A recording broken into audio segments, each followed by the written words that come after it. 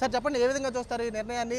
PPP విధానానికి పూర్తిగా ప్రజలు సంతకాలతో పూర్తిగా బుద్ధి చెప్పారని చెప్పొచ్చు. అసలు ఆల్రెడీ రెండు నెలలుగా జరుగుతున్నటువంటి ఈ కార్యక్రమం ప్రజల వివేచన బయటకు వచ్చి జగన్మోహన్ రెడ్డి గారు ఏవైతే ఆయన పాలనలో పేద బడుగు బలహీన వర్గాలకి ఎన్ని పథకాలు ఇచ్చారు, ఏ విధంగా ఆయన పరిపాలన చేశారు, ఎన్ని సంస్కరణలు తీసుకొచ్చారు, ఆ సంస్కరణలో భాగంగానే 17 కాలేజీలు మెడికల్ కాలేజీలు ఈ రాష్ట్రానికి తీసుకొచ్చినట్టు ఘనత జగన్మోహన్ రెడ్డి గారు.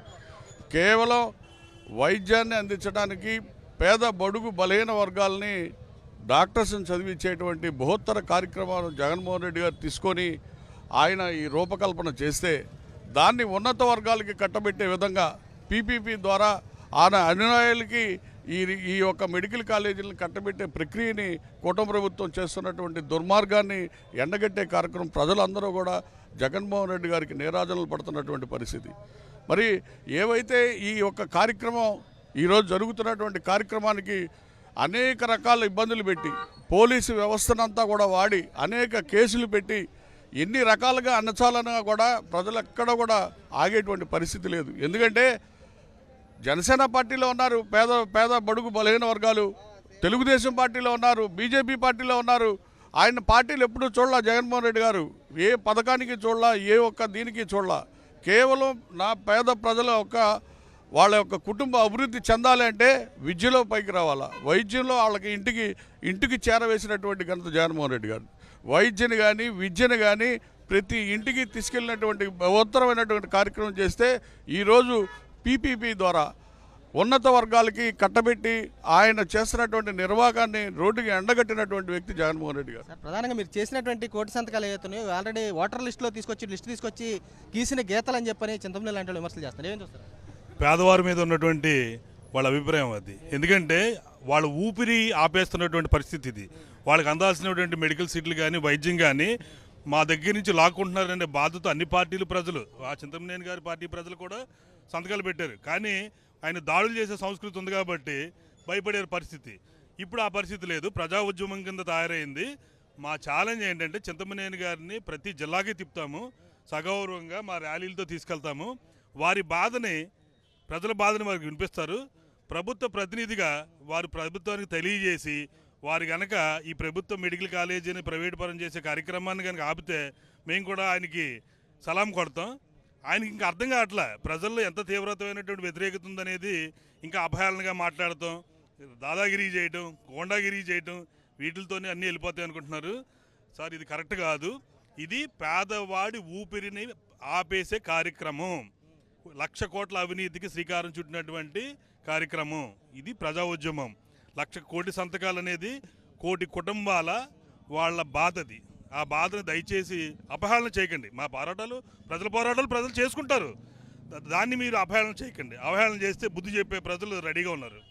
విద్యార్థి విభాగ నాయకులు ఏ విధంగా చూస్తారు ఈ నిర్ణయాన్ని? ఇప్పటికే ఎస్సీ, ఎస్టీ, బీసీ, మైనార్టీ వర్గాలకు సంబంధించిన విద్యార్థులు తీవ్రంగా నష్టపోయే అవకాశం ఉంటుంది. ఈ నిర్ణయం ఏ విధంగా చూస్తారు? ఇది నిజంగా ఒక బృహత్తర కార్యక్రమాన్ని జగన్మోహన్ రెడ్డి గారు ప్రారంభించి 8,480 కోట్ల రూపాయలతో 17 ప్రభుత్వ వైద్య కళాశాలకి నిర్మాణం చేశారు. అందులో 7 కళాశాలలు తరగతులు ప్రారంభమయ్యాయి. 750 సీట్లు ఈ రాష్ట్రానికి వచ్చాయి. 15 ఏళ్ళు ముఖ్యమంత్రిగా ఉన్నానని చెప్పుకున్న చంద్రబాబు నాయుడు హయాంలో ఒక్క మెడికల్ కాలేజీ కానీ ఒక్క మెడికల్ సీట్ కానీ ఈ రాష్ట్రానికి రాలేదు. జగన్మోహన్ రెడ్డి గారు ఒకేసారి 4,550 మెడికల్ సీట్లు ఈ రాష్ట్రానికి తీసుకొచ్చి 17 కాలేజీలకు శ్రీకారం చుట్టి 7 కాలేజీల్లో తరగతులు ప్రారంభించారు. ఈ ప్రభుత్వం వచ్చిన తర్వాత 5,000 కోట్ల రూపాయలు ఖర్చు పెడితే వివిధ నిర్మాణాల దశల్లో ఉన్న మిగిలిన అసంపూర్తిగా ఉన్న 10 మెడికల్ కాలేజీలు పూర్తవుతాయి. కానీ అవి పూర్తి చేయకుండా ఒక ఈవెంట్లు నిర్వహిస్తూ ప్రజాధనాన్ని 1,00,000 కోట్ల రూపాయలు ఈ ప్రభుత్వం దుర్వినియోగం చేస్తూ ఉంది. మరి మెడికల్ కాలేజీలు ఎందుకు నిర్మాణాలు పూర్తి చేయడం లేదు? జగన్మోహన్ రెడ్డి గారు పేద ఎస్సీ, ఎస్టీ, బీసీ, మైనార్టీ, ప్రతిభ కలిగిన విద్యార్థులందరికీ మెడికల్ విద్య ఉండాలి అని భావించి కాలేజీలు నిర్మాణం చేసి ఈ రాష్ట్రానికి సీట్లు తీసుకొచ్చారు. ఎన్ఎంసీతో మాట్లాడి, కేంద్ర ప్రభుత్వంతో మాట్లాడి. మీరు పులివెందుల, అదేవిధంగా పాడేరు మెడికల్ కాలేజీలకి 50 సీట్లు నేషనల్ మెడికల్ కౌన్సిల్ వాళ్ళు ఇస్తామంటే వద్దని మీరు లేఖ రాసి ఈ రాష్ట్ర విద్యార్థులకు తీరని ద్రోహం చేశారు. జగన్మోహన్ రెడ్డి గారు పేదల పక్షాన ఉంటే మీరు కార్పొరేట్ల పక్షాన ఈ చంద్రబాబు నాయుడు ప్రభుత్వం ఉంది. కార్పొరేట్లకి, బినామీలకి దోచిపెట్టేందుకే చంద్రబాబు నాయుడు ప్రభుత్వం ఈ మెడికల్ కళాశాలని ప్రైవేటీకరిస్తూ ఉంది. ఈ ప్రైవేటీకరణ నిర్ణయాన్ని తక్షణమే ఉపసంహరించుకోవాలని మేము డిమాండ్ చేస్తా ఉన్నాం. చంద్రబాబు తన జీవితంలో ఒక మెడికల్ కాలేజ్ అంత ఇచ్చారా? ఏ విధంగా చూస్తారు అసలు ఈ నిర్ణయాన్ని? చంద్రబాబు జీవితంలో చెప్పేవన్నీ అబద్ధాలు, మోసాలు, కుట్రలే. ఏదైతే ఏదైతే నేతి బీరకాయలో నెయ్యి ఎంత ఉంటుందో చంద్రబాబు మాటల్లో నిజాలు కూడా అంతే ఉంటాయి. ఈరోజు రాష్ట్ర వ్యాప్తంగా పేద బడుగు బలహీన వర్గాలకు సంబంధించినటువంటి విద్యా వ్యవస్థ డాక్టర్ అవ్వాలనేటువంటి కళ, పేదవాడి కళ, ప్రతి ఒక్క పేదవాడు కూడా డాక్టర్ అవ్వాలని చెప్పి ఆలోచనతోటి వైఎస్ జగన్మోహన్ రెడ్డి గారు రాష్ట్ర వ్యాప్తంగా 17 మెడికల్ కాలేజ్ తీసుకువచ్చి అందులో 7 కాలేజీలు పూర్తి చేసి ఈ రకంగా రన్ చేస్తే ఈరోజు పెద్ద ఎత్తున రాష్ట్ర వ్యాప్తంగా కూటమి ప్రభుత్వం తీసుకున్నటువంటి వ్యతిరేక విధానాలను ఎండగడుతూ రాష్ట్ర వ్యాప్తంగా 1 కోటి సంతకాల సేకరణ చేసి ఈరోజు గవర్నర్ గారిని మా అధినాయకుడు జగన్మోహన్ రెడ్డి గారు కలవబోతున్నది. ఇదంతా కూడా ఒక కుట్ర, పేదవాడికి విద్యను దూరం చేసేటువంటి కుట్ర. ఎస్సీ, ఎస్టీ, బీసీ, మైనార్టీ వర్గాలతో పాటు విభిన్న ప్రతిభావంతులకు కూడా చేసేటువంటి కుట్ర. విభిన్న ప్రతిభావంతులకు కూడా రాష్ట్ర వ్యాప్తంగా 18 నెలల నుంచి ఒక్క నూతన పెన్షన్ కూడా ఇవ్వకోకుండా పెన్షన్లు తొలగించి రాష్ట్రంలో మొన్న డిసెంబర్ 3వ తారీఖున విభిన్న ప్రతిభావంతుల దినోత్సవం రోజున 7 వరాలు ప్రకటించానని చెప్పేసి అబద్ధపు మాటలు మాట్లాడుతున్నటువంటి చంద్రబాబు నాయుడు 7 వరాలు కాదు, ఒక్క నూతన పెన్షన్ ఇవ్వని చెప్పేసి మేమందరం కూడా డిమాండ్ చేస్తున్నాం.